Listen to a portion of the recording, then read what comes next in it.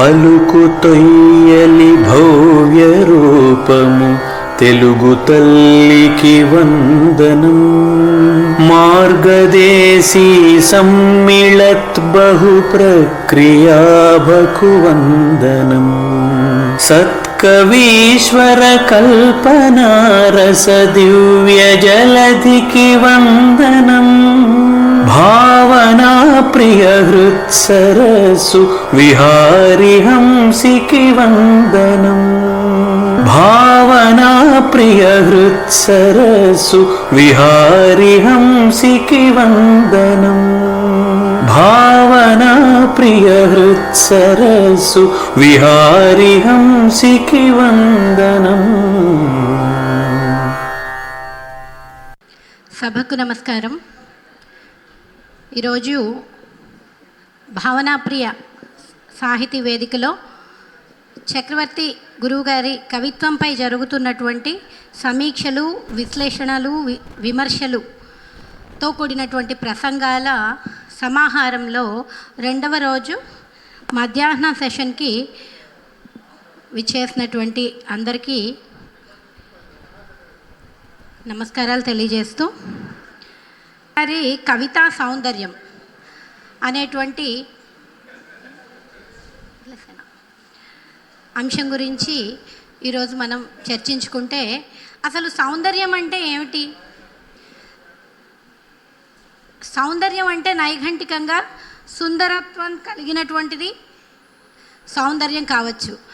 అయితే మనకి దక్షిణ భారతదేశంలో మామూలుగా అలంకార శాస్త్రాన్ని కూడా సౌందర్య శాస్త్రం అని పిలుస్తారు. ఎందుకు ఈ సౌందర్యం గురించి చెప్పుకునేటప్పుడు కవిత్వంలోకి వచ్చాము అంటే దానికి విశేషణంగా కవితా సౌందర్యం గురించి చర్చిస్తున్నాం కనుక ఈ కవితా సౌందర్యానికి సంబంధించినటువంటి శాస్త్రాన్ని, అంటే మనం అలంకార శాస్త్రాలుగా చదువుకునేటువంటి ఈ శాస్త్రాల్ని సౌందర్య శాస్త్రం అని పిలిచే వాడుక కూడా ఉంది. కాబట్టి ఈ సౌందర్యం అనేటువంటిది ఒక విస్తృత అర్థంలో తీసుకుంటే కేవల సుందరతత్వం కాకుండా అది కంటికి దృగోచరమయ్యేటువంటి ఒక వస్తువు కావచ్చు, ఒక భావన కావచ్చు, ఒక ఊహ కావచ్చు, ఏదైనా కూడా సౌందర్యాత్మకమైనదైనప్పుడు అది కవితా సౌందర్యం ఆ వాక్యాలలో కానీ ఆ కావ్యంలో కానీ ప్రతిబింబిస్తుంది. కాబట్టి అలాంటి చక్రవర్తి గురువు గారి కవితా సౌందర్యం గురించి ఈరోజు చర్చ చేసుకుంటే,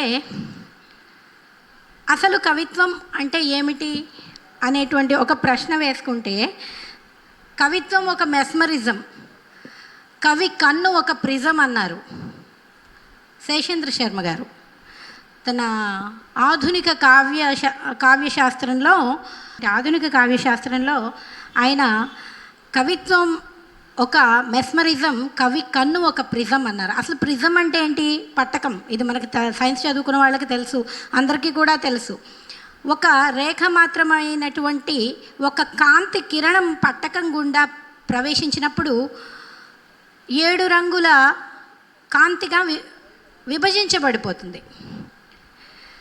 మనం చూసేటువంటి దృగోచర కాంతిలో 7 రంగుల సమ్మేళనం ఉన్నప్పటికీ మనం కేవలం ఒకే ధవళ వర్ణాన్ని, అంటే తెల్లని వర్ణాన్నే చూడగలుగుతున్నాం. ఆ తెల్లని వర్ణం మాత్రమే మన కళ్ళకు కనబడుతుంది కాబట్టి ఆ తెల్లని వర్ణంలో మిగిలిన వర్ణాలన్నింటినీ చూడగలుగుతున్నాం. లేదా ఏదో ఒక వర్ణాన్ని మాత్రమే చూస్తే ప్రకృతిలో ఆకులు, కాండాలు, నీళ్లు, మేఘాలు అన్నీ కూడా ఎర్రగానే కనిపిస్తాయి, లేదా పసుపు రంగుగానే కనిపిస్తాయి. కానీ ఇక్కడ ఆయన ఏమన్నారు అంటే, పట్టకంలో నుండి ప్రవేశించేటువంటి ఒక కాంతి కిరణం ఏ విధంగా అయితే 7 రంగులుగా విభజన చెంది, అంటే ప్రకృతిలో ఉన్నటువంటి ఒక కాంతిని అది 7 రంగులుగా విభజిస్తుంది. అలాగే కవి కూడా తన మనోఫలకంపై మెదిలినటువంటి ఒక రేఖామాత్రమైనటువంటి భావనను తీసుకొని కావ్యోన్ముఖంగా వివిధ రకాల వర్ణనలతో, వివిధ రకాల అలంకారాలతో, వివిధ రకాల వక్రోక్తులతో, రసంతో, అందమైనటువంటి పదబంధాలతో, ఇటువైపు శాబ్దికంగాను అటువైపు భావపరంగాను అందమైనటువంటి ఒక కావ్య సృష్టిని చేస్తారు. కాబట్టి ఈ కావ్యశాస్త్రం అనేది రకరకాల అంటే కవిత్వం ఏ విధంగా ఉండాలి అనేటువంటి కొన్ని లక్షణాంశాలని వెలువరించింది. దానికి తగినట్లుగా ఉంటే అది ఉత్తమ కవిత్వం అని, లేదు మరొక విధంగా ఉంటే అది రెండవ రకానికి చెందినటువంటి మధ్యమ కవిత్వం అని, అధమ కవిత్వం అని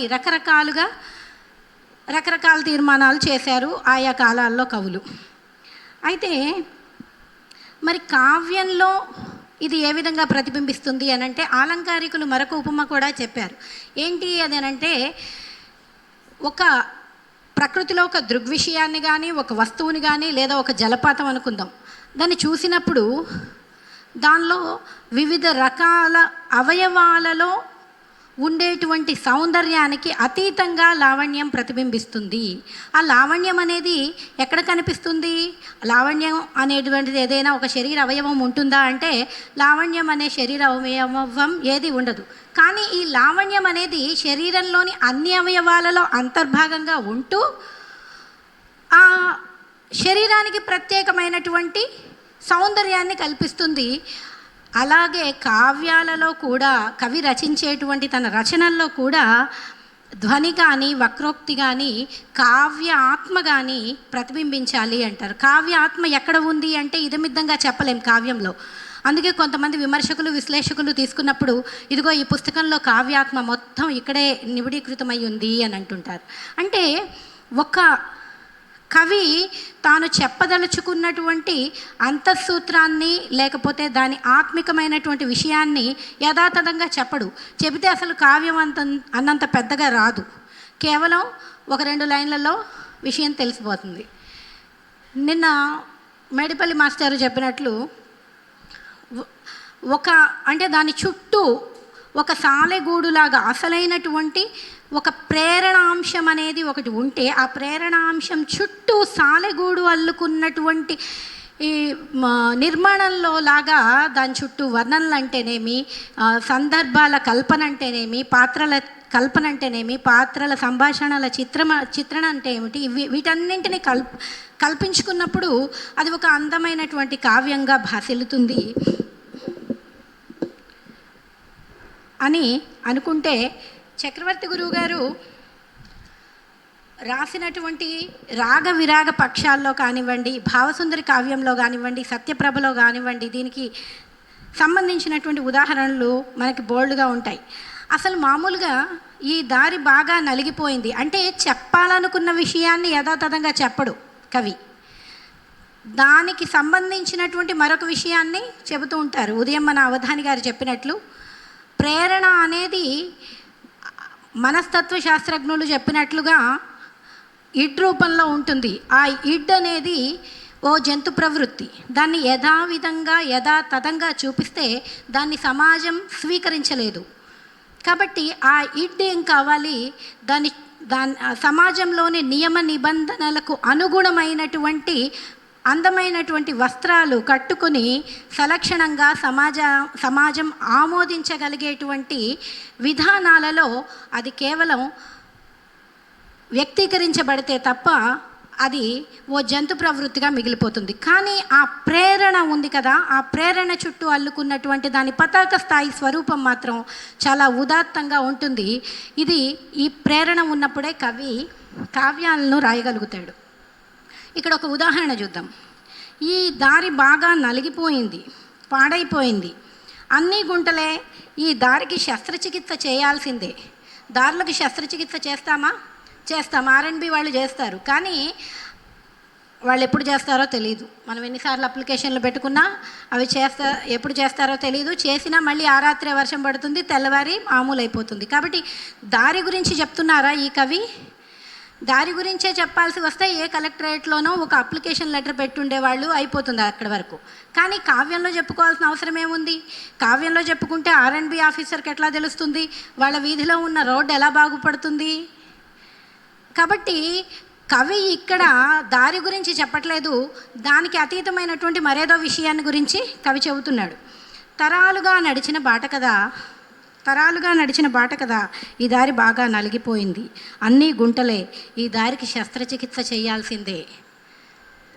ఒక రోడ్డు తరాలుగా నడిచిన రోడ్డు ఉండదు, ప్రతి 2 ఏళ్ళకోసారి వేస్తూనే ఉంటారు. కానీ ఇక్కడ తరాలుగా ఉన్న బాట కదా అని అనడంలో కవి తాను అనుకున్నటువంటి మరేదో మార్గం గురించి, బాట గురించి చెబుతున్నాడు. తర్వాత మరొకటి ఇక్కడ చూడండి, వెన్నెల గానాన్నే ఒక పిడుగుపాటు కలచింది, మల్లెల మాసాన్నే ఒక మకిలి పోటు కలిచింది. ఏంటి వెన్నెల గానమా? వెన్నెల అసలు పాటలాగా వినపడుతుందా మనకి? వెన్నెల అనేది ఏంటి? కొంత కాంతి, బెడ్ లైట్ వేసినట్లుగా ఉండేటువంటి ఒక కాంతి స్వరూపం. ఇది మనకి పాటలాగా వినపడుతుందా? ఎవరికైనా వెన్నెల పాటలాగా వినపడిందా? వినపడదు, మనకి ఎవరికి వినపడదు. కానీ కవేం రాస్తున్నాడు? వెన్నెల గానాన్నే ఒక పిడుగుపాటు కలిచింది. పిడుగు ఒకవేళ వెన్నెల కాసే రాత్రుల్లోనే ఒక పిడుగుపాటు వచ్చింది అనుకోండి, పడ్డదనుకోండి, అక్కడ వెన్నెల పాట భంగమైపోవడం. అసలు దీనిలో ఏదైనా వాస్తవికమైనటువంటి చిత్రణ కనబడుతుందా? ప్రాకృతికంగా దీన్ని మనం చూడగలమా? చూడలేము. అయినా సరే వెన్నెల గానాన్నే ఒక పిడుగుపాటు కలిచింది, మల్లెల మాసాన్నే ఒక మకిలి పోటు కలిచింది, ఆమని హాసాన్నే కర అమావాస్య మింగింది, కోమలి రాగాన్నే ఒక కొరవి వేటు కలచింది అంటున్నాడు. ఇదేంటి అంటే తాను అనుకున్నదే ఇక్కడ చివరి పాదంలో ఏదో చెప్పేస్తున్నారు కవి. కాబట్టి తాను అనుకున్నటువంటి ఒక విషయానికి రకరకాలైనటువంటి సంఘటనలను లేకపోతే ప్రాకృతికమైనటువంటి పాత్రలను జోడించుకోవడం ద్వారా కవి తను అనుకున్న దాన్ని ధ్వని మాత్రంగా తెలియజేస్తాడు. ఇదొక అందమైనటువంటి ఉత్తమమైనటువంటి కవిత్వ లక్షణం. ఇప్పుడు కవిత్వం ఉదయించాలంటే మరి దీనికి ప్రేరణ కావాలి కదా. ఈ ప్రేరణ ఏ రకంగా ఉండాలి? ఓ 2 రకాలుగా ఉండొచ్చు అనుకున్నాము. ఒక భావన కావచ్చు, ఓ దృగ్విషయము కావచ్చు. మరి కేవల ప్రేరణ వల్లనే కవిత్వం పుడుతుందా? కేవల ప్రేరణే సరిపోతుందా? ప్రేరణ అందరికీ ఉంటుంది కదా. ప్రతి జీవికి ప్రకృతిలో ప్రేరణ ఉంటుంది కదా. అసలు ప్రేరణ లేని జీవి ఏది ఉండదు కదా. ఒక చిన్న తీగని నాటినా కూడా, అది పూల కుండీలో నాటి నీడలో పెట్టినా కూడా సూర్యకిరణాలు ఎటువైపుగా ప్రసరిస్తాయో అటువైపు వంగి పాకుతుంది తీగ. అంటే ప్రకృతిలో ఉండే ఒక చిన్న తీగకి కూడా ప్రేరణ ఉంది, దానికి సంబంధించినటువంటి ఒక ప్రేరణ ఉంది. ఆ ప్రేరణని అనుసరించే దాని ప్రవృత్తి నడుస్తూ ఉంది. మరి కేవలం ఈ ప్రేరణ మాత్రమే కారణం అయితే ప్రతి ఒక్కళ్ళు కవులే కదా. మరి ఈ ప్రేరణ మాత్రమే సరిపోతుందా అంటే సరిపోదు. దానికి ఒక అందమైనటువంటి అభివ్యక్తి జోడించబడాలి. అందమైనటువంటి అభివ్యక్తి అంటే ఏంటి? మళ్ళీ అందం అనేటువంటి దానికి మళ్ళీ ఇక్కడ మనం స్కేల్స్ రూపొందించుకోలేదు, మన దగ్గర లేవు. నా స్నేహితురాలు ఎవరో కవిత రాస్తుంది, తీసుకొచ్చి నాకు చూపిస్తుంది, ఇది ఎలా ఉంటుంది, ఎలా ఉంది చూడు అని. చాలా బాగుంది కదా, అందంగా ఉంది కదా అని ఇంకొక అమ్మాయి అంది. నేను వెంటనే అది బాగలేదు అన్నానంటే బాగుండదు. బాగుంది అని నిజంగానే ఆమె అబద్ధం చెప్పలేదు. ఇంకొక అమ్మాయి ఆమెకి బాగుందని అనిపించింది. అంటే ఒకటే విషయం ఆమెకి బాగుందని అనిపించింది, ఇంకొక ఆమెకి బాగుందనిపించింది, నాకు బాగుందనిపించింది, కానీ ఇంకో మనిషికి అది బాగుంది అని అనిపించలేదు. అంటే ఈ బాగుంది, అందంగా ఉంది, రసాత్మకంగా ఉంది అనే దానికి ఏమైనా మీటర్ ఉందా అంటే అలాంటి మీటర్ ఆ పాఠకుడు అనుభవించేటువంటి రసానందపు స్థాయిల్లో కూడా నిబిడీకృతమై ఉంటుంది. కొందరికి ఆ మామూలే కదా అనిపించేటువంటిది మరికొందరికి గట్టిగా హృదయంలో పాతుకొని హత్తుకోవచ్చు. కొందరికి చాలా అద్భుతం అనిపించేది అసలు అదేంటో అర్థం కాకనూ పోవచ్చు కొందరికి. కాబట్టి ఇలా ప్రేరణ అనేది కేవల ప్రేరణ కవిత్వాన్ని రాయించలేదు. ప్రేరణ అందమైనటువంటి అభివ్యక్తితో లేదా అభివ్యక్తి వైచిత్రితో ఒక విభిన్నమైనటువంటి అభివ్యక్తితో జోడు కడితేనే అది అందమైన కవిత్వంగా ఉంటుంది. ఇక్కడ చెట్లన్నీ చిగిర్చాయి అన్నారనుకోండి, ఒకటే వాక్యం చెట్లన్నీ చిగిర్చాయి అన్నాం అనుకోండి, ఇదేంటి? ఒక వార్తా వ్యాఖ్య. చెట్లన్నీ చిగిర్చాయి, ఇన్ఫర్మేషన్, సమాచారం. చెట్లన్నీ నిజంగా చిగిర్చాయి అనుకోండి, పేపర్లో వేస్తారా? వేయరు. నిన్న రాత్రి అందరూ పడుకున్న తర్వాత రాత్రి 3:30కి వసంతం వచ్చింది, చెట్లు చిగిర్చాయి అని పేపర్లో చూసారా ఎప్పుడైనా? ఉండదు కదా. అలాగా ఉంటే అలా కూడా రాసేవాళ్ళు. అలా వాళ్ళు రాయడం కాదు, మన కవులు కూడా రాసేవాళ్ళు. వాళ్ళు రాయట్లేదని చింత అవసరం లేదు, మన వాళ్ళు అలాగా అలాగే రాస్తున్నారు కాబట్టి చెట్లన్నీ చిగిర్చాయి అంటే కవిత్వం కాదు, అది ఒక వ్యాఖ్య అవుతుంది. చెట్లన్నీ పచ్చని ఆకుల్ని కప్పుకున్నాయి అంటేనో కొంచెం బాగానే ఉంది. చెట్లు పచ్చని ఆకుల్ని తొడుక్కున్నాయి అంటే బాగుంది. ఎందుకు? ఇంకొంచెం ఎక్కువ బాగుంది. ఎందుకు? దానిలో అది కప్పుకోవడము అనంటే అవే కప్పుకున్నాయని అర్థం వస్తుంది. కానీ ఇక్కడ పచ్చని ఆకుల్ని తొడుక్కున్నాయి అనంటే అది చిగురు తొడుక్కోవడం అనేది ధ్వనించబడుతోంది.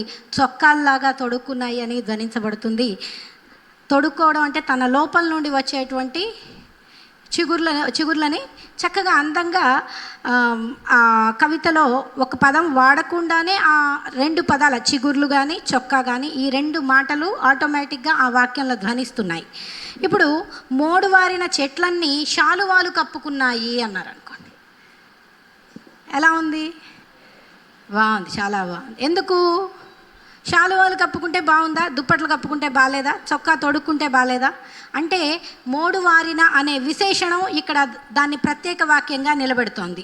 ఎందుకు మోడువారిన? అది మోడువారిందంటే అది శిశిరంలో ఉన్నటువంటి చెట్టు. ఎందుకు మోడువారిన అనేటువంటి మాట దాన్ని ప్రత్యేక వాక్యంగా నిలబెడుతోంది అంటే మోడువారిన చెట్టు శిశిరానికి సూచికగా కనబడుతోంది మనకి. అది ఒక ఫాల్. ప్రకృతిలో శిశిరంలో అన్ని ఆకులు రాలిపోతాయి. అన్ని ఆకులు రాలిపోయినప్పుడు ఆ మోడువారిన చెట్లన్నీ శాలువా కప్పుకుంటాయి. అంటే ఏంటి? శాలువా అనేది మనకి దేవదాస్ ఎప్పుడు శాలువా కప్పుకుంటాడు? ఒక నిరాశ నిస్పృహ ఆవహించి ఉన్నటువంటి ఒక స్థితిని శాలువా చూపిస్తుంది, అక్కడ ధ్వనింపజేస్తున్నారు కవి. కాబట్టి మోడువారిన చెట్లన్నీ శాలువాలు కప్పుకొని అక్కడ వరకు ఒక కవితా వాక్యం. అయితే ప్రేరణకు ఉక్తి వైచిత్రి జోడించబడితే అది అందమైనటువంటి ఉత్తమ కవిత్వం కాగలిగితే అది ఎప్పుడూ పతాక స్థాయి చేరినటువంటి ఉత్తమోత్తమైనటువంటి కవిత్వం కాగలుగుతుంది అని అంటే దానికి తాత్వికత జోడించబడాలి. ఆ తాత్వికత ఆ పంక్తికి తరువాత పంక్తిలో ఉంది. ఇది చదువుకుంటే పచ్చని భ్రాంతితో మిడిసిపడుతున్నాయి అన్నారు. మోడువారిన చెట్లన్నీ శాలువాలు కప్పుకొని పచ్చని భ్రాంతితో మిడిసిపడుతున్నాయి అన్నారు. పచ్చని భ్రాంతి అంటే ఏంటి? శాలువా కప్పుకున్నాయి, శిశిరంలో ఉన్నాయి, అప్పుడప్పుడే చిగుర్లు వస్తున్నాయి, అయినా సరే దాని శాలువాతోనే. అంటే ప్రకృతిలో ఆశావహ దృక్పథం చిగురిస్తున్నా కూడా కవికి అది నైరాశ్యంగానే కనబడుతుంది. ఒక చిగురించేటువంటి దశ ప్రాకృతిక దృశ్యంగా కనబడుతున్నప్పటికీ కూడా అది కవి యొక్క మానసిక స్థితిని బట్టి అక్కడ నైరాశ్యమే ధ్వనిస్తోంది. మోడువారిన చెట్లన్నీ శాలువాలు కప్పుకొని పచ్చని భ్రాంతిలో మిడిసిపడుతున్నాయి. చిగుర్లు వచ్చినా కూడా అది భ్రాంతేనట. నిజమే కదా? అవి కూడా ఒక రోజుకు రాలిపోతాయని, ఇప్పుడు వచ్చాయని సంతోషపడ్డం కాదు, మళ్ళీ రాదా? శిశిరం రాదా? రాలిపోతాయిగా. అవి ఏమైనా శాశ్వతమా? పర్మనెంట్ ప్లాస్టిక్ ఆకుల్లాగా కాదు కదా, మళ్ళీ అవి కూడా రాలిపోవడమే కదా అనేటువంటి నైరాశ్యంలో ఇక్కడ కవి రాస్తున్నారు. అంటే నైరాశ్యమే కాకుండా శాశ్వతత్వం అనేది సంతరించుకున్న విషయం ఏది కూడా ప్రకృతిలో లేదు అనేటువంటి ఒక ఫిలాసఫీని కవి ధ్వనింపజేస్తున్నారు. కాబట్టి ఇది అందమైనటువంటి ఒక ఉదాహరణగా చెప్పుకోవచ్చు. ఇప్పుడు కావ్యం ఇలాంటి శబ్దాలు లేకపోతే ఇలా ప్రత్యేకమైనటువంటి భ్రాంతి, ఇక్కడ పచ్చని భ్రాంతితో మిడిసిపడుతున్నాయి, భ్రాంతి అంతా మిథ్య అనేటువంటి కవి ఆలోచన ప్రవృత్తిలో ఇక్కడ ఈ వాక్యం మెరుస్తుంది. కాబట్టి ఇదొక ఉత్తమ కవితా వాక్యంగా కనిపిస్తుంది. అంతేకాకుండా ఇక్కడ కవి రసవాచ్యం చెయ్యలేదు ఎక్కడ కూడా. ఆ తను అనుకున్నటువంటి రేఖ మాత్రమైనటువంటి ఆలోచనని ధ్వనింపజేశారు. ఇక్కడ నేర్పు ఉన్నటువంటి కవి సృజనను తక్కువగా వాడిన ఇప్పుడు రెండు రకాలుగా ఉంటుంది ఉక్తి వైచిత్రి. బాగా నేర్పు ఉన్నటువంటి కవి ప్రతిసారి రిస్క్ తీసుకోడు ఆ కవిత రాయడానికి. ఏదైనా రెండు ప్రాకృతికంగా ఆల్రెడీ ఉన్నటువంటి రెండు వాక్యాలకు మధ్య అందమైనటువంటి సమన్వయాన్ని కూర్చడం ద్వారా కూడా ఆ కవితాత్మకమైనటువంటి వాక్యాన్ని సాధిస్తాడు. ఉదాహరణకి ఇది చూద్దాం.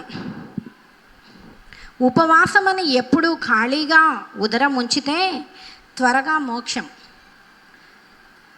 ఉపవాసమని ఎప్పుడూ ఖాళీగా ఉదరం ఉంచితే త్వరగా మోక్షం. అసలు మోక్షం కోసమే కదా ఉపవాసాలు చేసేది. అది ఎక్కువగా చేయమంటున్నారు కవి. ఎక్కువగా చేసేస్తే త్వరగా వస్తుంది మోక్షం, అసలు తినకండి మానేయండి అంటున్నారు. శాస్త్రం ముదిరినదంటే మనిషికి శ్వానం పుడుతుందని వాక్యం. ఇది కప్లెట్స్లో ఒకటి. కాబట్టి ఈ రెండు వాక్యాల్లో కూడా కవి కొత్తగా సృష్టించింది లేదు. రెండు ఆల్రెడీ, ఒకటి శాస్త్రోక్తంగా చెప్పబడింది, ఒకటేమిటి ఉపవాసాలు చేయడం అనేటువంటిది. దీన్ని కొంచెం ఉక్తి వైచిత్ర్యంగా మార్చారు. ఉపవాసం ఎప్పుడు చేస్తూ ఉంటే ఉదరాన్ని ఖాళీగా ఉంచితే మోక్షం త్వరగా దక్కుతుంది అని అక్కడ కొంచెం విభిన్నమైనటువంటి అభివ్యక్తిని చేర్చారు. రెండు ఆల్రెడీ ఉన్నటువంటి కవితా వాక్యాలని తీసుకున్నారు, రెండింటికి సమన్వయం చేశారు, కవిత రాశాను అనేశారు. కాబట్టి ప్రతిసారి అంటే ఇది కవిత కాదా అంటే ఇది ఖచ్చితంగా కవితా వాక్యమే. ఎందుకు? ప్రకృతిలో ఉన్నటువంటి, మనకి నిత్య జీవితంలో ఉన్నటువంటి రెండు విభిన్నమైనటువంటి విషయాల మధ్య ఏకాన్వయాన్ని సాధించడం ద్వారా కవి మూడో విషయాన్ని చెప్తాడు. ఉప్పు కర్పూరంబు ఒక్క పోలిక నుండు, చూడ చూడ రుచుల జాడ వేరు. ఒకటి నిన్న అనుకున్నట్లు, ఒకటి వంటగదిలోది, ఇంకొకటి పూజ గదిలోది. రెంటిని కలిపి చూడము, దగ్గర కూడా రానియము, దీని బదులు అదేస్తే ప్రమాదం కాబట్టి.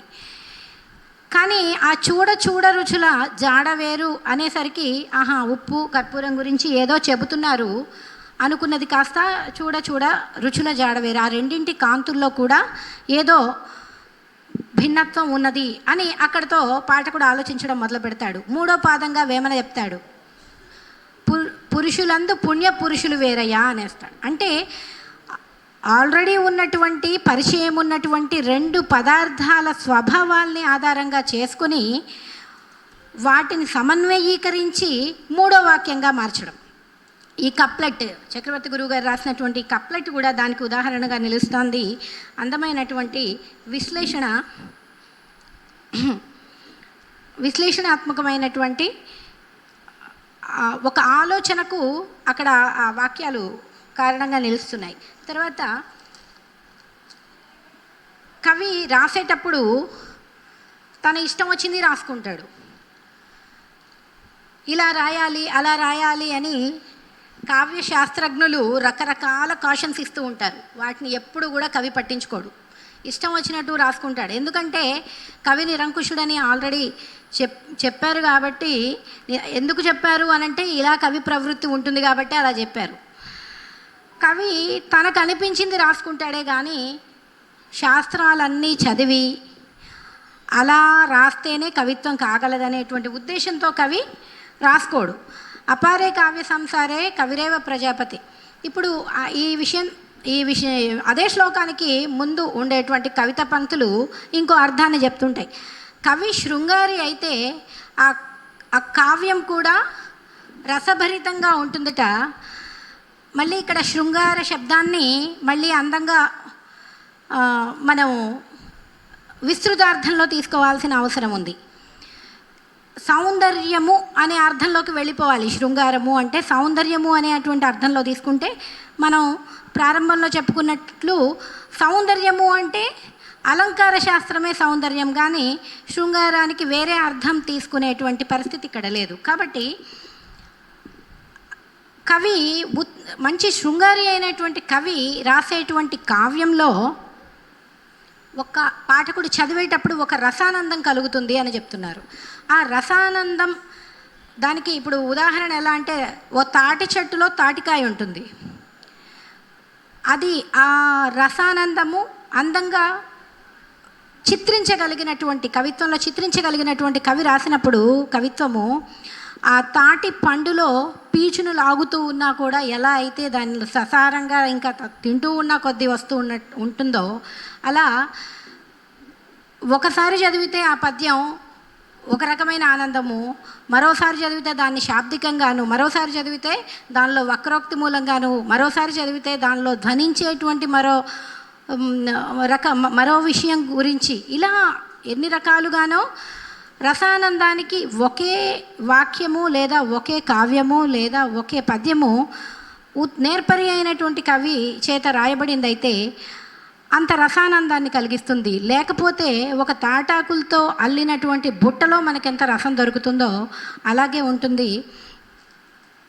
ఇలా చక్రవర్తి గురువు గారు రాసినటువంటి వాటిల్లో తీసుకుంటే దీనికి ఉదాహరణలుగా నిలిచేటువంటి ఎన్నో మన గజల్స్లో ఉన్నాయి. గజల్ ఒక లయాత్మకమైనటువంటి కవిత. లయాత్మకమైనటువంటి కవిత గురించి ఈరోజు మనం ఉదయం విన్నాం. అయినప్పటికీ కూడా మన సూరన్ శ్రీనివాసులు మాస్టర్ గారు మన మధ్య ఉన్నారు. వారు రాసినటువంటి కవన శిల్ప సమీక్ష రసవిద్యలో హృదయ దగ్నమై భావం మెసగవలయు, దిశణ నికషగా పదముల దీర్చవలయు, కర్ణ పర్వమ్ముగా శైలి కలియవలయు, గుండెలను తాకు కవితలో గుట్టులివియే అంటూ 3 లక్షణాలు చెప్పారు. హృదయ దగ్నమై భావనం మెసగవలయు, దిశణ నికషగా పదముల దీర్చవలయు, కర్ణ పర్వమ్ముగా శైలి కలియవలయు 3 లక్షణాలు చెప్పారు. హృదయ దగ్నమై భావము కదలాడాలంట. లయాత్మకమైనటువంటి కవితలు చక్రవర్తి గురువు గారు దానిలో రాసినవి గజల్స్ ఉన్నాయి. నావదరి వీడాక రేవు బావురు మంది, భావి కనుమరిగాక బ్రతుకు బావురు మంది, ఆలస్యమన్నదే అసలు కారణమోయి అజ్ఞతలు విడక నుడులు బావురు మంది, తరువు వడిపోయాక తడుమకోయి పండ్లకై మురిపాలు చెడిన తుద మొదలు బావురు మంది. ఇలా లయాత్మకమైనటువంటి కవితలో ఇక్కడ లయ అనేటువంటి విషయాన్ని చెబుతూ వారు చెప్పినటువంటి పద్యం ఇది. ఈ లయ అనేటువంటి కాన్సెప్ట్లో వారు చెప్పింది భావ ప్రాతిపదికగా ఉండడమే కాకుండా దిశణ నికషగా పదాల్లో తీర్చినట్లుగా కనబడాలంట. అంతేకాకుండా కర్ణపేయమై వినిపించాలంట. చక్రవర్తి గురువు గారి బాలల కొలువు చూసుకుంటే అందమైనటువంటి ఉదాహరణలు ఉన్నాయి. బాలల కొలువులో నరనరంలో జవాలు నింపంగా నడుం కట్టాలి మీరంతా, డింబల్లారా డింబకులారా తంబుర మీటుల నాదాల్లారా, చెప్తారా స్వతంత్ర భాష్యం చేస్తారా మీరీ ప్రతిన, తళతళలాడే వనాలలోగిలి కలచెదరని భూమాత కౌగిలి, కలతలు మాపే జీవభద్రమును కలల పంటలై కాపాడాలి, నిలువు రుద్రులై చెలరేగాలి, నిండు కొలువులై రక్షించాలి, నిటారు సూర్యుని ప్రతాపమించుక నిలువరించాలి మీరైనా, వసంత వేళల చిటారు కొమ్మల పల్లవించాలి కోయిలలై, పరిణమించాలి మల్లియలై, పరవశించాలి మేఘకళికలై, పండిన తలపుల చిలుకల పలుకులు పలుకరించాలి తేనియలై అంటూ అందమైనటువంటి లయాత్మక కవితలో ఒక శాబ్దికమైనటువంటి గొప్ప సౌందర్యాన్ని సాధిస్తారు చక్రవర్తి గురువు గారు. ఆ తరువాత వారు రాసినటువంటి గజల్, ప్రపంచ పదులు, కప్లెట్స్, రుబాయి ఇవన్నీ కూడా లయ ప్రాతిపదికగా నడిచేవి. ఇప్పుడు మేలి కవిత్వం యొక్క లక్షణాలను గురించి చెప్తూ చెప్పవలే కప్పురంబులు కుప్పలుగా పోసినట్లు కుంకుమ పై గుప్పిన క్రియ, విరిపొట్లము విప్పిన గతి అంటారు. విరిపొట్లము విప్పడం ఏమిటి? విరిపొట్లము అంటే ఏంటి? పూలను పొట్లం కట్టినప్పుడు ఎట్లా కడతాము? పూలను పొట్లం కట్టడము, గట్టిగా తాడేసి బిగించి కడతామా? కట్టము. తాడేసి గట్టిగా బిగించి కడితే ఏమవుతుంది? పూలన్నీ నలిగిపోతాయి. అదే లూజ్గా కట్టి దాన్ని ఒడుపుగా అలా లూజ్గా ఉంటే ఏమవుతుంది? గంధం అంతా ముందే లీక్ అయిపోతుంది. అంటే ఇక్కడ విరిపొట్లము విప్పిన క్రియ అన్నాడు. అంటే పాఠకుడు చదువుకుంటూ ఉన్నప్పుడు అది విప్పడం అయితే ముందు ఆ కట్టేవాడు ఒడుపుగా కట్టాలి. ఆ కట్టేవాడు ఎవరు? కవి. విరిపొట్లాన్ని ఒడుపుగా కట్టాలి అంటే విడి పొట్లాన్ని కట్టే విధంగా కవితని కట్టాలని చెప్తున్నారు కవి. ఆయన వారు పూర్వ కవులు చెబుతున్నారు. ఇలా చెప్పవలే కప్పురంబులు కుప్పలుగా పోసినట్లు కుంకుమ పై పై గుప్పిన క్రియ విరిపొట్లము. రఘునాథుడు చెప్తాడు ఈ మాట, ఈ పద్యాన్ని. ఉత్తమ కవిత్వ లక్షణాలు చెబుతూ మన క్షీణయుగంలో ఉన్నటువంటి రఘునాథుడి పద్యాన్ని చెప్తాడు. దానికి ఉదాహరణగా నిలిచేటువంటి అనేకమైనటువంటివి మనకున్నాయి. ఆ అమ్మ నాన్న పిల్లలకు మాటలు నేర్పారు. ఆ అమ్మ నాన్న పిల్లలకు మాటలు నేర్పారు. పిల్లలు ఎదిగి మాట్లాడాక ఇక వాళ్ళు మాట్లాడడానికి అవకాశమే లేదు. ఇది ఒక బ్రతుకు చిత్రం. చూడండి, విరిపొట్లము విప్పిన అట్లుగా, అంటే ఇక మాట్లాడాలా వద్దా అన్నట్లుగా అయిపోయింది. ఇక ఆ కవితని చదివిన తర్వాత పాఠకునికి కలిగేటువంటి అనుభూతి, ఆ అమ్మా నాన్న పిల్లలకు మాటలు నేర్పారు. అమ్మా నాన్న చిన్నప్పుడు ఒక్కొక్క మాట అత్త తాత అనుకుంటూ చిన్నప్పుడు నుండి ఒక్కొక్క మాటగా ఆఖరికి వాక్యాల వరకు పిల్లలకు మాటలు నేర్పారు. ఆ అమ్మా నాన్న పిల్లలకు మాటలు నేర్పారు. పిల్లలు ఎదిగి మాట్లాడాక ఇక వాళ్ళు మాట్లాడడానికి అవకాశమే లేదు. పిల్లలే మాట్లాడుతున్నారు, ఇక పెద్దవాళ్ళు మాట్లాడేదానికి అవకాశమే లేదు. దీనిలో ఒక అందమైనటువంటి, చెప్పగలిగినటువంటి, చెప్పలేనటువంటి రెండు రకాల విషయాలు కూడా ధ్వనిస్తూనే ఉన్నాయి. అప్పుడే పెన్సిల్ పట్టిన నా మనమరాలు కొక్కిరి గీతలు గీసి ఇది తాతగారు అన్నప్పుడు కానీ తెలిసింది నా నిజస్వరూపం నాకు. అప్పుడే పెన్సిల్ పట్టిన నా మనవరాలు కొక్కిరి గీతలు గీసి ఇది తాతగారు అన్నప్పుడు కానీ నా నిజస్వరూపం నాకు తెలిసింది. నమస్కారం. ఇలా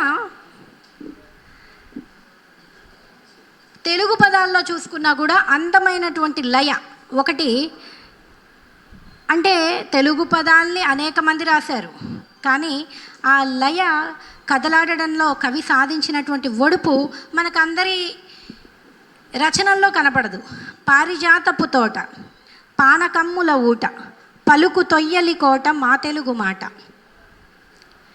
చెంపకమ్ముల సౌరు, శాధూలముల హోరు, చలువముడి జలతారు మా తెలుగు తీరు, ఉరుము నుడి జడిమోత, మెరుపు వడి కలనేత, తిరుకణాముదు పూత మా తెలుగు కైత. అది వైష్ణవ పరిభాషలో పాయసం తిరుకణాముదంటే. కాబట్టి ఉరుమునుడి జడిమోత, మెరుపువడి కలనేత, తిరుకణాముదు పూత మా తెలుగు కైత. చిలుక పలుకుల పేర్పు, చెలియ కులుకుల కూర్పు, నెలతాల్పు నగవూర్పు మా తెలుగు కూర్పు. ఈ కూర్పు కూడా బాగుంది. ఎందుకు నెలతాల్పు అన్నారు? అచ్చమైన తెలుగు పదబంధాన్ని వేసుకున్నారు. ఎవరు నెలతాల్పు? నెల అంటే చంద్రరేఖ, చంద్రుడు. కాబట్టి నెలను ధరించిన వాడు ఎవరు? శివుడు. నెలతాల్పు నగ, శివుని యొక్క నగ ఏమిటి? పాము. కాబట్టి నెలతాల్పు నగవూర్పు మా తెలుగు కూర్పు, చిలుక కులుకుల పేర్పు, చెలియ కులుకుల నేర్పు, నెలతాల్పు నగవూర్పు మా తెలుగు కూర్పు, మకరందములు ఒలుకు, నవరసమ్ములు చిలుకు, నలువ సృజనకు కులుకు మా తెలుగు పలుకు. ఈ విధంగా విరిపొట్లము విప్పిన క్రియ కనపడేటువంటి అనేక ఉదాహరణలు మనకు కనబడుతూనే ఉంటాయి. ఒక ప్రసిద్ధ విశ్లేషకులు చెబుతూ, కేవలం భాష భావం ఈ రెండు నడిస్తే మాత్రమే సరిపోదు, కవి యొక్క వ్యక్తిత్వం కూడా చాలా ముఖ్యము. ఒకవేళ కవి తన నిజ ప్రవృత్తిని, వ్యక్తిత్వాన్ని దాచిపెట్టాలని తాపత్రయపడ్డా అది తాను రాసేటువంటి కవిత్వంలో ప్రతిబింబిస్తూనే ఉంటుంది అని చెప్పారు. నిజంగా అలా ప్రతిబింబించాలి, అది అంతటి సౌందర్యవంతంగానూ ఉండాలి. అలా ఉన్నప్పుడే ఆ కవిత్వం సహజ సౌందర్యంతో మెరుస్తుంది. అలాంటి కవి యొక్క జీవితం యొక్క సంఘటితంగా మన ఎదురుగున్న పుస్తకము తీరం చేరని అలలు, గల్పికలు. అందులో నాకు తెలిసి చక్రవర్తి గురువు గారు రోజుకో గల్పిక రాసి వాట్సాప్లో పెట్టినప్పుడు అందరం రోజు చదువుకొని నవ్వుకున్నాం. గల్పికల్లో ఎంత హాస్యం ఆయన సాధించారు అని అంటే, గుషపద్యం. గుషపద్యం అంటే సాధారణంగా గల్పికకు ఉండేటువంటి లక్షణాల్లో ఒక అధిక్షేప తత్వము, ఒక వ్యంగ్య ధోరణి, చమత్కారము, వీటన్నింటి లక్షణాలను పొదువుకున్నటువంటి గల్పికలుగా అవి మనకు కనబడతాయి. అంతేకాకుండా కవి జీవితాల సంఘటనల సంఘటితంగా ఆ పుస్తకం ఉంది. అందులో ఉన్నటువంటి గుష్యపద్యం, ఆ శీర్షిక కూడా విభిన్నంగా ఉంది. ఎలా గుష్యపద్యం అయింది అంటే రేఖామాత్రంగా నిన్న చెప్పుకున్నాం. కవి గురువుగారు నిజంగా తన అనుభవాల్లో నుండి వచ్చిందే. ఒక శిష్యుడు వస్తాడు, గురువుగారు పద్యం సరిచేయండి అని. గురువుగారు ఈ పద్యం ఎలా ఉంది చూడండి అంటాడు. ఏమి చూపించు, ఎలా ఉంది చూద్దాం, చదువు, మొదటి పాదం చదువుతాడు. ఆగాగు ఎత్తిపోయింది కదా, చెబుతా రాసుకో, చెప్పండి గురువుగారు. రాసుకుంటాడు. ఇప్పుడు బాగుంది, ఏది చదువు, రెండో పాదం చదువుతాడు. ఆగాగా అక్కడ ఆగు, ప్రాస పోయింది కదా పోయి. అవునా, సరిచేయండి గురువుగారు. మళ్ళీ సరిచేస్తాడు గురువుగారు. సరిచేసిన తర్వాత ఏది చదువు, ఇప్పుడు రెండో పాదం కూడా బాగుందోయ్, ఏది మూడో పాదం చదువు. ఆగాగా అక్కడ గణభంగం ఉందిగా. గణభంగం ఉందా, సరిచేయండి గురువుగారు. సరిచేస్తారు గురువుగారు. సరిచేసిన తర్వాత సరే, ఇప్పుడు నాలుగో పద్యం ఏది చదువు, నాలుగో పాదం ఏది చదువు, నాలుగో పాదం చదువు. ఏదో ఉండు ఉండు ఉండు ఉండు అసలు ఈ అన్వయం ఏదో ఆపు, అన్వయం సరిచేయండి గురువుగారు. మళ్ళీ గురువుగారు సరిచేస్తారు. అయిపోయింది, ఏది ఇప్పుడు మొత్తం చదువు. బాగుంది. గురువుగారు ఇంతకీ నా పద్యం ఎలా ఉంది గురువుగారు. అంటే కొంచెం గణభంగాలు అయ్యాయి, కానీ గణభంగాల సంగతి అలా ఉంచండి మాస్టారు. అసలు మొత్తం మీద పద్యం ఎలా ఉంది అంటే కొంచెం ప్రాసలు పోయాయి కదా, అది చూసుకోవాలి. గణభంగాలు ప్రాసల సంగతి అట్లా ఉంచండి గురువుగారు. అసలు పద్యం ఎలా ఉంది చెప్పండి ముందు.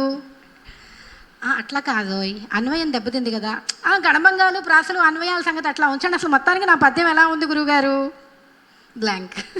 కాబట్టి ఇంతకీ అదేంటి, గురువు రాసిన పద్యమా, శిష్యుడు రాసిన పద్యమా? కాబట్టి అది గుష్య పద్యం అయింది. గురువు పద్యము శిష్యుడి పద్యం కలిసి అది గుష్య పద్యం అయింది. అలాగే రామెకే, అది కూడా ఒక మంచి విన్యాసం. కెమెరా అనే దాన్ని రివర్స్ చేసి విభిన్నమైనటువంటి శీర్షికను సాధించారు ఆ గల్పికలో. ఎప్పటి నుండో పోరు పెడుతున్నటువంటి భార్య ఇంట్లో సీసీ కెమెరాలు పెట్టించండి అని. సీసీ కెమెరాలు పెట్టిస్తాడు. మొత్తానికి పోరగా చాలా నెలల తర్వాత భర్త సీసీ కెమెరాలు పెట్టిస్తాడు. ఆ సీసీ కెమెరాలు పెట్టించిన రోజే ఖచ్చితంగా దొంగలు పడతారు. తెల్లవారి పోలీసులను పిలిపిస్తారు, అవన్నీ తీపిస్తూ ఉంటారు. ఆ సుందరి ప్రసాద్లు కూర్చుంటారు అక్కడ వాచ్యం చేయకుండా చాలా అందంగా రాశారు గురువుగారు. ఆ బిగించిన ఆయన రివర్స్ బిగించాడు కెమెరా, అందుకని అది రామెకే అయింది. రివర్స్ బిగించాడు. దొంగలు పడకపోగా ఇంట్లో విషయాలన్నీ హాయిగా తెల్లంగా పడ్డాయి. అది అక్కడ అద్భుతమైనటువంటి హాస్యాన్ని అందంగా చెప్పుకోగలిగినటువంటి మాటల్లో ఒడుపుగా వాచ్యం చేయకుండా సాధించారు అక్కడ అందమైన హాస్యాన్ని. ఇలా కవి జీవితంలో అంటే తను మళ్ళీ ఆ తర్వాత ఆ కెమెరామెన్ చేసి సరిచేద్దాం అనుకుంటే అతన్ని పూర్తిగా అన్అవైలబుల్ వస్తుంది, అది ముక్తాయింపు. ఇంకెన్ని రోజులు అది లోపలికే ఫిట్ చేయబడిన కెమెరాగా ఉంటుందో. అలాంటి ఒక ఆలోచనను చివరిలో మెరిపించడం ద్వారా గల్పికను అలా వదిలేస్తుంటారు. అలా తన జీవితం మొత్తం కూడా ప్రతిబింబించినటువంటి సంఘటన సమాహారంగా తీరం చేరని అలలు ఉన్నాయి. అందరూ చదువుకుంటే చాలా అందంగా అందులో హాస్యాన్ని ఎంజాయ్ చేయొచ్చు. ఈ కవి యొక్క ఆవేదన చూస్తుంటే నిత్యం కూడా ఆయన ఒక దానికోసం ఆవేదన పడుతున్నట్లు కనబడుతుంటుంది. ఈ ఆర్తగీతంలో విశేషించి ఆ ఆవేదన మరీ స్ఫుటంగా కనబడుతుంటుంది. నేను కత్తి అవతల పారేసి కౌగిలించుకుందామని ముందుకు కదులుతున్నాను. ఎదుటి వ్యక్తి తటాలు నా కత్తి అందుకొని నాపై దాడి చేస్తున్నాడు.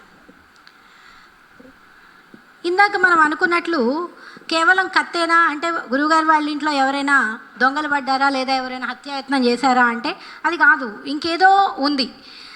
ఎవరు కత్తి పట్టుకొని పొడిచే వాళ్ళని కౌగిలించుకోవాలని అనుకోవడం ఏమిటి?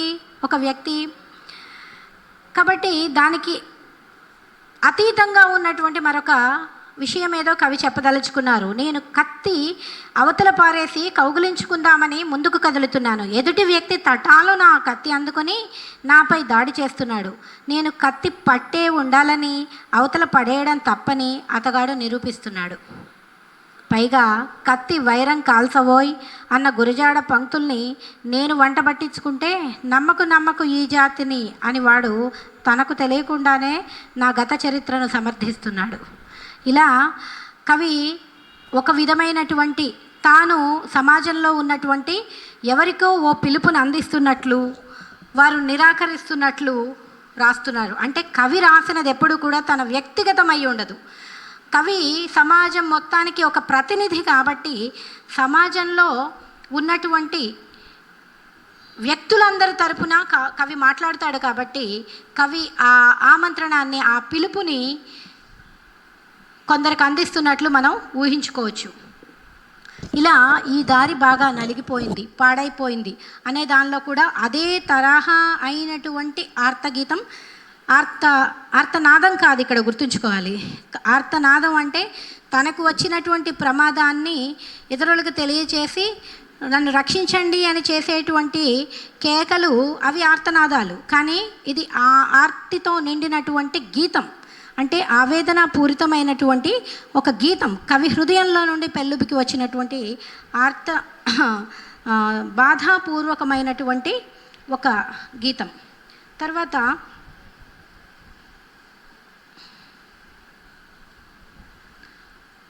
అలా సమాజం గురించి ఆవేదన పడే వాటిల్లో అనేకమైనటువంటి పార్శ్వాలను తీసుకున్నారు చక్రవర్తి గురువు గారు. తాను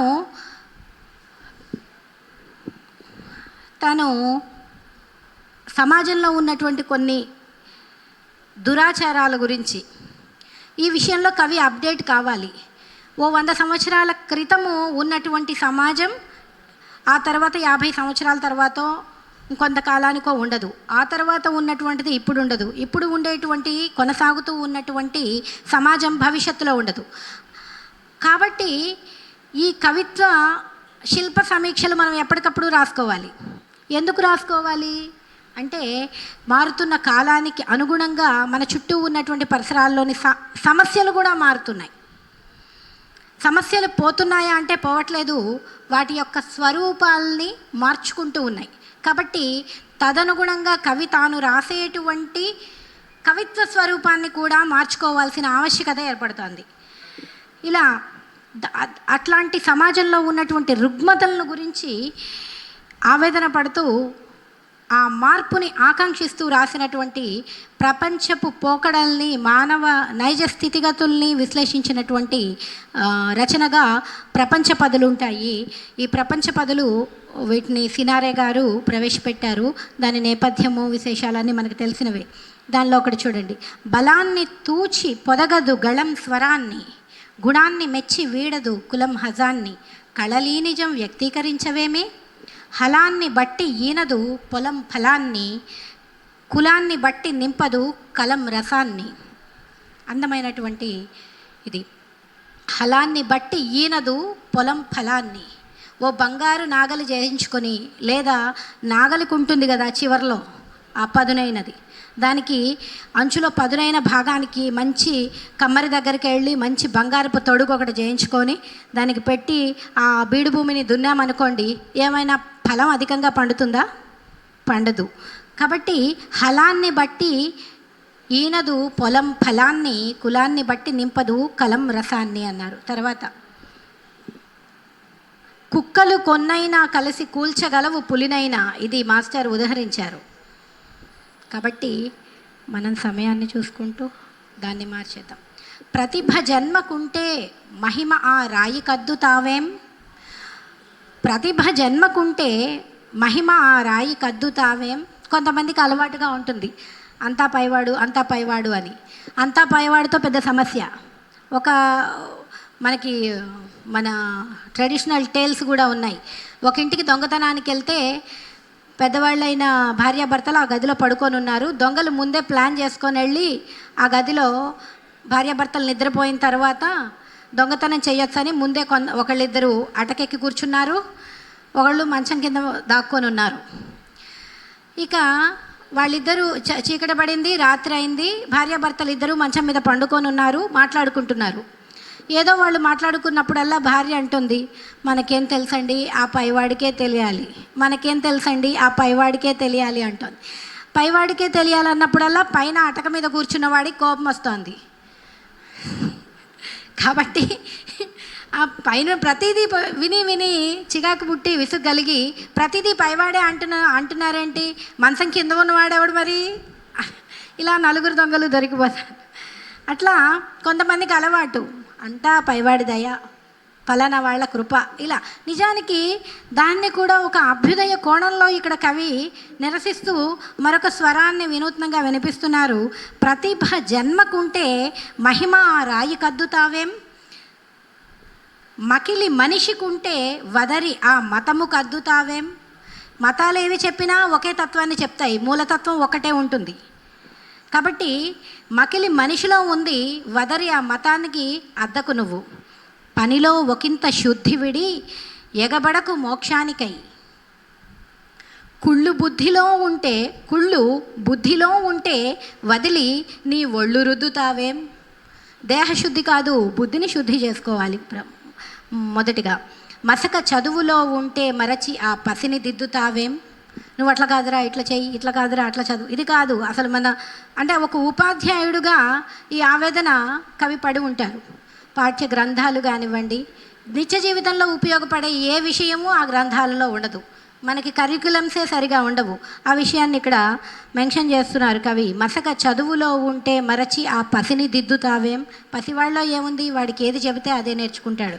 కాబట్టి అలా సమాజం గురించి ఆవేదన పడినటువంటి అనేక పార్శ్వాలు ఈ ప్రపంచ పదులలో వ్యక్తీకరించడానికి చాలా అనువైనటువంటి ప్రక్రియగా చక్రవర్తి గురువుగారు దాన్ని వినియోగించుకున్నారు, అలా రాశారు. ఈ మెతుకును కతికిన క్షణక్షణం ఆ చితికిన బ్రతుకులు తలచుకో, ఈ పృథివిని మెట్టిన క్షణక్షణం ఆ పేగుల నలిగిడి తలచుకో, ఢిల్లీ పీఠమ్మున ఏలినా గల్లీలోనే నీ తొలి అడుగు, ఈ సంపద బొక్కే క్షణక్షణం ఆ జనముల గోసను తలచుకో, ఈ రెక్కలు నిక్కిన క్షణక్షణం ఆ చిక్కిన ముదిమిని తలచుకో. చుంటుందో బహుశా కవికి ప్రభాత గీతం ఆలపించాలని ఉన్నది. సూర్యుడు మసకబారిన కాలాన్ని లేపుతూ సుప్రభాత కాహళాలు ఊదాలని ఉంది. అంచ పడకపై కుంభకర్ణుల్లా నిద్రిస్తూ ఉన్న చీకటి గూబ గుయ్యి రాగం కచేరీ చెయ్యాలనిపిస్తుంది. అంటే సమాజంలో ఉన్న అచేతనత్వాన్ని, ఓ బద్ధకాన్ని, ఓ చీకటిని, ఓ అచేతనత్వాన్ని, ఓ నైరాశ్యాన్ని ఒక్కసారిగా కదిలించేటువంటి చేతనం తీసుకొస్తే బాగుండు. ఇంత స్తబ్దుగా అయిపోయిందేంటి సమాజం, మనుషులేంటి ఇంత స్పందన లేకుండా తయారయ్యారు, సమాజంలో ఎన్ని జరుగుతున్నా కూడా ఎవరు స్పందించట్లేదేమిటి, మాకు ఎందుకు పడుతుంది అన్నట్లు ఉండిపోతున్నారేమిటి అనేటువంటి కవి హృదయంలో నుండి పుట్టినటువంటి ఆవేదనకి ఈ అక్షర రూపమే ఈ కవిత అంతా కూడా. అంతరాలను అంతరంగాలలో పాతుకున్న మొండి గోడ గుండెల చెంపను చెళ్ళుమనిపించి పొద్దుకి దండం పెట్టాలని ఉంది. అడ్డుగోడలపై పిలకలను మొలిపించి పళ్ళను రాల్చుకోవాలని చూస్తున్న బండవాదుల గుండెలు పిండి ఉదయానికి మొక్కాలని ఉంది. ఇలా అందమైనటువంటి పదాలలో, అందమైనటువంటి లావణ్యమైనటువంటి పదాల్లోనే బాగా సమాజానికి ఒక సెటైరిస్టిక్గా ఉండేటువంటి చైతన్య గీతం ఆలపించాలని కవి పడిన తాపత్రయం ఆర్తగీతంలో కనపడుతుంటుంది. అందమైనటువంటి ఈసారికి వచ్చినటువంటి 5 పుస్తకాల్లో కూడా చాలా మంచి కవిత్వం ఉంది. లయ చూసుకుంటే గజల్ గురించి తాను చెప్పుకుంటూ చక్రవర్తి గురువుగారు ఇలా అంటారు: గజల్ అంటే నా కవితల అజ తెలిపే చిరునామా, నజరానాగా రసికుల హజ పెరిగే చిరునామా, డెందమందు భావాల సుగంధాలను అలంకరించి సుందరిలా వలపుల జాజులు విసిరే చిరునామా, లలిత పద సుమవల్లరులు దూసి దండలల్లి ఫలితకేశదారుల కోర్కెలు సలిపే చిరునామా, లయలలో విలాసములికి ప్రాసలో ప్రభాసమొదివి హయగతులను యతితతి విస్మయపరిచే చిరునామా, వెలుపలి నందన వనాల పొలుపులన్నీ ఏరి తెచ్చి తెలుగు తల్లి జడలో మాలలు తురిమే చిరునామా. వెలుపలి నందనవనాల్లో పూలు కూడా తీసుకొని వచ్చి తెలుగు తల్లి సిగలో తురుముతానని కవి చెబుతున్నాడు. గజల్ తెలుగు ప్రక్రియ కాదు కదా, అది అరబు ప్రక్రియ కదా. కాబట్టి తెలుగు వనాల్లో పూచే పువ్వులు మాత్రమే కాదు, వెలుపలి నందనవనాల్లో పూచేటువంటి పువ్వుల్ని కూడా తీసుకొని వచ్చి తెలుగు తల్లిని సర్వాలంకారం చేస్తానని కవి చెబుతున్నారు. ఇలా తను ప్రపంచ పది గురించి చెబుతూ కూడా ఇక్కడ గజల్లో వెసులుబాట్లు కొన్ని కలిపి విసురులతో కసురులతో, ఎందుకంటే గజల్ చక్రవర్తి గురువు గారు రాసినంతకాలం గజల్ ఇది కాదండి అంటూ ఆయన చాలా విమర్శలు ఎదుర్కొన్నారు. కాబట్టి ఇక్కడ గజల్కి సంబంధించినటువంటి లక్షణాలను ఆయన విస్మరించలేదు. అదనంగా కొన్ని ఎక్కువ అలంకారాలు చేసుకున్నంత మాత్రాన గజల్ లక్షణాలు తీసేశారని అర్థం కాదు. యతి ప్రాసలు పెట్టుకున్నంత మాత్రాన గజల్ లక్షణాలని ఉల్లంఘించలేదు. కాబట్టి తన గజల్లో ఏముందో ఇక్కడ కవి పై అట్ట మీద చెప్పేశారు. వెసులుబాట్లు కొన్ని కలిపి విసురులతో కసరులతో పసందైన పాటలతో పసమెరిసే చిరునామా అన్నారు. ప్రపంచ పదిలో కూడా తాను ప్రపంచ పదుల్లో ఎలా రాశాను అనే దాని గురించి చెబుతూ, వనములోని విరివన్నెలు కనుల గూర్చు నింపు పూజ కనువులని తలచిన బుట్టలోన నింపు, నచ్చవేమో కొన్ని విరులు నొచ్చి దూషింపకు, విసువు కొలుప కసరు కొనడు రసిక చక్రవర్తి, అచ్చమదుల సరస జనుల మెచ్చు చక్రవర్తి. ఇందులో మీకు నచ్చని ఉంటే నన్ను తిట్టుకోకండి అని కూడా, అంటే తన కవిత్వంలో ఉన్నటువంటి ఇది ఏమిటి, లేనటువంటిది ఏమిటి అనేటువంటిది తను చెప్పుకోవడంలో ఎక్కడా కూడా సంశయం లేకుండా హాయిగా కవి తానెవరో తెలిసిన వాడు తత్వజ్ఞుడు అన్నట్లుగా చక్రవర్తి గురువుగారి కవిత్వం రసజన హృదయ రంజకంగా, ఆబాలగోపాలం కూడా చదివి ఆనందించగలిగినటువంటి సరళ శైలిలో, చుక్కల మేడ అయితే మా ఔన్నత్య కూడా చదివింది. కాబట్టి ఇలా చక్కని రకరకాల ప్రక్రియల్లో ఏ స్థాయి వాళ్ళు ఆ స్థాయి చదువుకుని ఆనందించగలిగినటువంటి ఒక రసానందాన్ని పొందగలిగినటువంటి కవిత్వం చక్రవర్తి గురువు గారు వెలువరించినందుకు వారికి అభినందనలు, ధన్యవాదాలు తెలియజేస్తూ, నాకు ఈ అవకాశం ఇచ్చినటువంటి నిర్వాహకులకి ధన్యవాదాలు తెలియజేస్తూ నమస్కారంతో